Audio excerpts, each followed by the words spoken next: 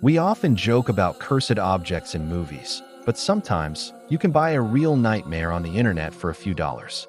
This is the true, documented story of the Dybbuk box, an item so dangerous that it is now kept in a sealed glass case in a museum, surrounded by salt and warnings. Our story begins in September 2001 in Portland, Oregon. A local antique shop owner named Kevin Mannis attended a small estate sale for a woman who had passed away at the age of 103. She was a Holocaust survivor who had escaped to America after the war. Kevin bought a small, unassuming wooden wine cabinet for his shop. As he was paying, the woman's granddaughter approached him, looking nervous. She told him, "My grandmother always kept this box hidden in her sewing room. She said it contained a Dybbuk, and she warned us never, ever to open it." In Jewish folklore, a Dybbuk is a malicious, possessing spirit believed to be the dislocated soul of a dead person. Kevin, a skeptic, smiled and offered to give the box back if it was a family heirloom. The granddaughter recoiled and said, "No, we don't want it. You bought it. You have to take it." Kevin took the box back to his shop and placed it in the basement workshop to refinish it. 30 minutes later, he received a frantic call from his sales clerk. She was screaming that someone was in the shop, breaking glass. Kevin rushed back to find the heavy iron security gates ripped off the wall, something that would require superhuman strength. The lights were shattered, and a foul smell of cat urine filled the air.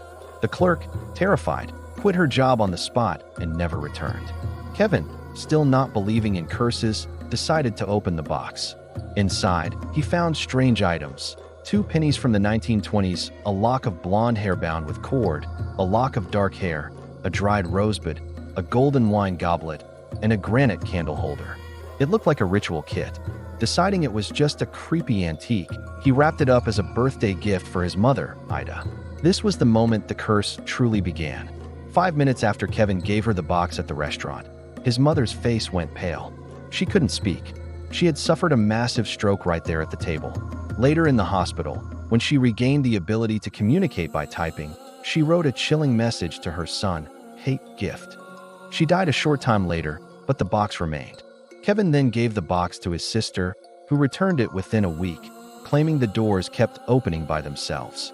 He gave it to his brother, who returned it claiming it smelled of jasmine flowers and rotting meat. Finally, Kevin took it home. That night, he had a nightmare that would plague everyone who ever owned the box.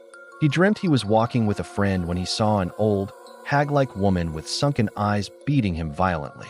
He woke up covered in bruises and scratch marks. Every single person who possessed the box reported the exact same dream of the old hag.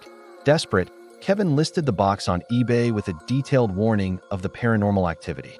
It was bought by a university student named Iosif Mitska, who chronicled his own descent into madness on a blog. His hair began to fall out in clumps, his vision blurred, and his house was infested with thousands of insects. The box eventually ended up with Jason Haxton, a museum director in Missouri. Haxton, a man of science, developed strange skin hives, coughed up blood, and felt like he was choking. He finally contacted Jewish rabbis to seal the box back up with a prayer, hiding it in a secret location for years. But the story doesn't end there. In 2017, the box was acquired by Zak Bagans for his haunted museum in Las Vegas. One famous visitor was the rapper Post Malone. In a video that went viral, Post Malone was in the room while Bagans touched the box. Although Malone didn't touch it directly, he touched Bagans' shoulder. That was enough. Within weeks, Post Malone's private plane was forced to make an emergency landing after its tires blew out. Then, his Rolls-Royce was totaled in a severe car accident. Finally, armed robbers broke into his old house, looking for him. Malone publicly stated, "I think the box is real. Ever since that day, bad luck follows me." The Dybbuk box remains in Las Vegas today, watching the tourists through the glass. It is a reminder that some doors, once opened, can never be fully closed. If you found this box at a yard sale, would you dare to peek inside? Tell me your decision in the comments below. And if you want to explore more cursed objects, hit the like button and subscribe to the channel right now.